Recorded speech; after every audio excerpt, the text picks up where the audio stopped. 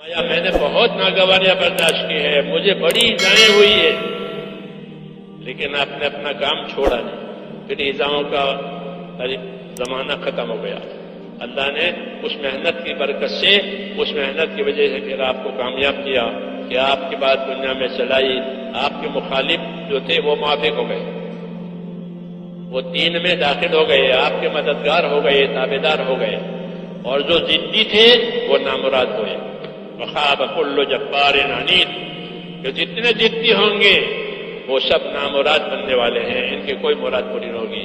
ابو جہل ہو، ابو لہب ہو، فرعون ہو، قارون ہو، یہ نامراد ہوئے اپنے ضد کی وجہ سے، ورنہ ان کو کامیابی کا راستہ دیا گیا تھا۔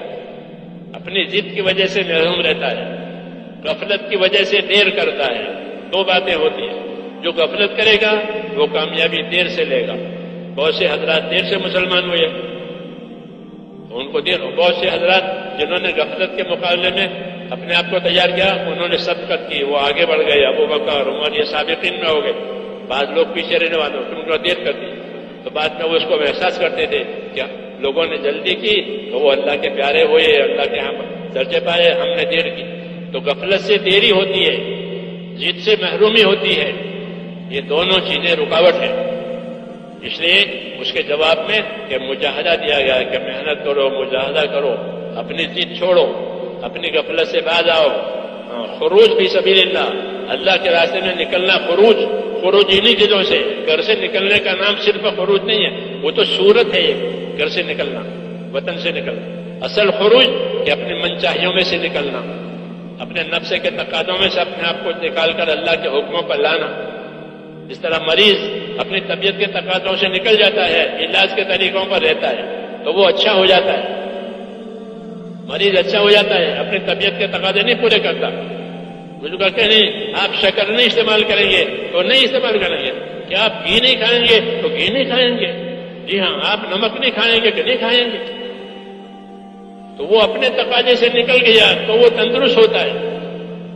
ایسے ہی اپنی من چاہیوں سے نکلے گا کہ وہ اللہ کا مومن بنے گا، وہ تابعدار بنے گا، وہ ہدایت پائے گا۔ والذین جاہدوا فینا لنہدینہم سبلنا، جو ہمارے راستوں کی محنتیں کریں گے ہم ان کو اپنے راستوں کی یعنی جنت کے راستوں کی رہبری دیں گے۔ سبل اپنے راستہ، وہ سبل وہ راستے کیا ہیں کہ وہ جنت کے اعمال ہیں کہ جو محنت مجاہدے پر آئیں گے ان کی زندگی جنت والے عملوں پر پڑے گی، جنت والے راستوں پر پڑے گی، وہ اپنی جنت زندگی گزار کر ہمیشہ کی جنت میں چلا جائے گا۔ حدیثوں میں ہے کہ اللہ کے دین کی محنت ضرور کرو، یہ جنت کے دروازوں میں سے ایک دروازہ ہے اور اس کی وجہ سے اللہ تمہاری پریشانیوں کو اٹھا دے گا۔ ہاں، محنت کے بڑے نتائج ہیں، محنت کے بڑے ثمرات ہیں، محنت کے بڑے انعام ہیں، کیونکہ محنت سے مقصد زندہ ہوتا ہے، جب محنت نہیں ہوتی تو مقصد ہی زندہ نہیں ہوتا۔ اس لیے محنت کے انعامات ہیں بہت۔ صحابہ محنت کرنے کی وجہ سے بڑے بڑے انعام لے گئے، عمریں چھوٹی، اسباب تھوڑے، لیکن بڑے انعام کیوں کہ انہوں نے محنت کا حق ادا کرنے کی کوشش کی۔ تو محنت بندوں کے ذمہ ہوتی ہے، ہدایت اللہ کے ذمہ ہوتی ہے، ہم محنت کے ذمہ دار ہیں۔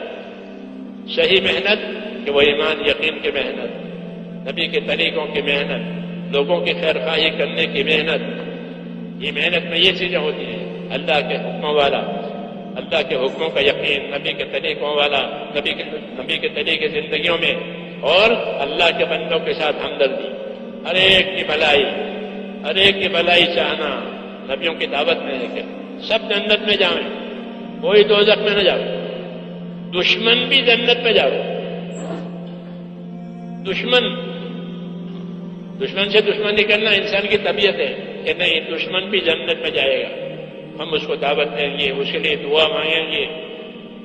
حضور صلی اللہ علیہ وسلم نے جب مکہ فتح کیا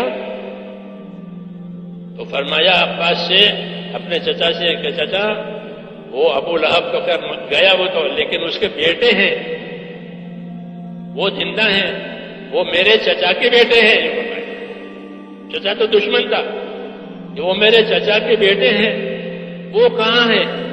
تو مکہ جب فتح ہوا اور مکہ حضور کے قبضے میں آیا تو بھاگم بھاگ ہوئی، جو آپ کے نہیں ماننے والے تھے وہ بھاگ گئے جان بچانے کے لیے۔ حالانکہ حضور صلی اللہ علیہ وسلم نے سب کو امن دیا تھا، یہ بھاگ گئے۔ تو عباس سے فرمایا کہ وہ میرے چچا کے بیٹے نہیں ہیں، ابو لہب۔ ابو لہب نے ساری زندگی دشمنی میں گزاری ہے، ابو لہب اور ابو جہل، یہ دونوں وہ پیچھے پڑے ہوئے تھے۔ حیات الصحابہ نے لکھا ہے لیکن کبھی وہ کبھی یہ کہ ہمیشہ آپ کے پیچھے پڑے رہتے تھے، لیکن ان کے بیٹے کہ تو میرے چچا کے بیٹے ہیں۔ ہاں، رشتہ داروں سے تعلق پیدا کرنا یہ نبی کی دعوت اور تعلیم میں خاص بات ہے۔ اپنے رشتہ داروں سے سلوک کرو، ان کا حق پہچانو کہ وہ تو میرے چچا کے بیٹے ہیں، وہ کہاں ہیں؟ وہ تو بھاگ گئے تھے۔ حضرت عباس ان کی تلاش میں نکلے تو ان کو عرفات میں پایا، بھاگ گئے تھے وہاں، ان کو وہاں سے لے آئے، چلو میں اللہ کے نبی یاد کر رہے ہیں۔ وہ آئے، حضور صلی اللہ علیہ وسلم نے اپنی ہمدردی کا اظہار کیا، ان کو ایمان کی دعوت دی، بات سمجھائی، وہ ایمان لے آئے۔ یہ نبی کا جذبہ ہے۔ یہ دشمن کے بیٹے ہیں، بہت دشمنی کی ہے، کوئی بات نہیں، ختم ہو گیا۔ اب اللہ نے حضور صلی اللہ علیہ وسلم کو سرفراز فرمایا، تو اب کیا حضور صلی اللہ علیہ وسلم اللہ کے بندوں کو سرفراز کریں گے؟ ہاں، کہ ان کو جنت والا بنانے، یہ کام اللہ نے ہم کو دیا ہے۔ اس لیے کہا کہ دین کی محنت یہ وہ ہمدردی پر ہے، کہ اللہ کے بندوں کے ساتھ ہمدردی کرو، اپنی ذات کے ساتھ بھی ہمدردی کرو، قوا انفسکم واہلیکم نارا، اپنے اہل ویال کے ساتھ بھی ہمدردی کرو، تاکہ سب دوزخ سے بچے۔ اور کوئی غرض نہیں ہے، نہ مال والے سے مال لینا ہے، نہ عہدے والے سے عہدے میں شرکت کرنی ہے، نہ زمیندار کی زمینداری میں شرکت کرنی ہے، بلکہ سب کی زندگی حکم والی ہو کر وہ دنیا میں اور آخرت میں کامیاب ہو جائے۔ اللہ نے ہم کو یہ مبارک کام دیا ہے، دنیا سے آخرت بنانے کا یہ کام، کہ اپنی دنیا سے آخرت بناؤ۔ ہاں، یہ تقاضا ہے، وابتغِ فیما آتاک اللہ دار الآخرہ، تم کو اللہ نے دنیا دی ہے، اس سے اپنے آخرت بناؤ۔ قارون کو مال دے کر یہ تقاضا کیا تو اپنے مال سے آخرت بنا، اس نے نہیں بنائی، مخالف ہو گیا، اور اس مخالفت میں وہ مارا، وہ مال بھی گیا، زندگی بھی گئی، اور عذاب میں مبتلا ہو گیا۔ اس لیے یہ قصے سنائے ہیں، ماننے والوں کے، نہ ماننے والوں کے، اس کا یقین آوے۔ تو اللہ نے ہم کو سرفراز فرمایا ہے اپنی نعمتوں سے، جی ہاں، اور اپنے دین سے، اور اللہ نے ایک کام دیا ہے، اللہ ہمیں اسی قدر کرنے کی توفیق عطا فرمائے۔ اس کو حاصل کرنے کے لیے اللہ نے جانی مالی طاقتیں دی ہیں۔ تو خوش نصیب ہے وہ بندہ کہ جو دنیا میں خیر کے پھیلنے کا ذریعہ بنے، شر کے مٹنے کا ذریعہ بنے، کہ وہ خوش نصیب ہے۔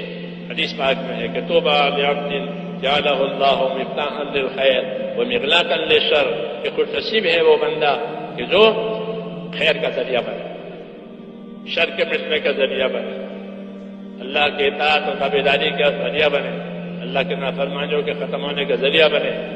اس محنت میں اللہ نے دونوں باتیں رکھی ہے کہ جب یہ محنت پر کھڑے ہوں گے، اپنی صلاحیتیں لگائیں گے، تو اللہ ہمیں خیر کا ذریعہ بنائے گا، اور شر ختم ہوگا، اللہ کی ناراضگی کا ماحول ختم ہوگا، اللہ کی رضا والا ماحول آئے گا۔ یہ نعمت دی ہے، اور جان مال اس کے لیے دیا ہے کہ مسلمان کا جان مال اس کام کے لیے۔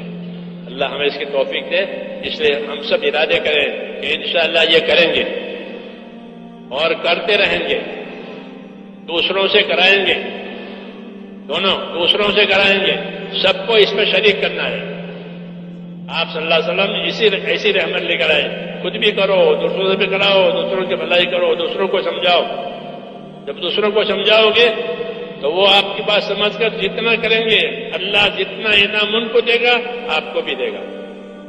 اس امت کا خاص انعام ہے کہ خود بھی کرو، دوسروں سے کراؤ، جو دوسروں سے کراؤ گے سمجھا بجھا کر، وہ جتنا کریں گے ان کو جتنا اجر و انعام ملے گا، اتنا سمجھانے والوں کو ملے گا۔ تھوڑی محنت پر زیادہ کمائی، یہ سونے چاندی کی تجارتیں ہوتی ہیں، ایسے یہ ہے بڑی تجارت۔ اب ہمت کر کے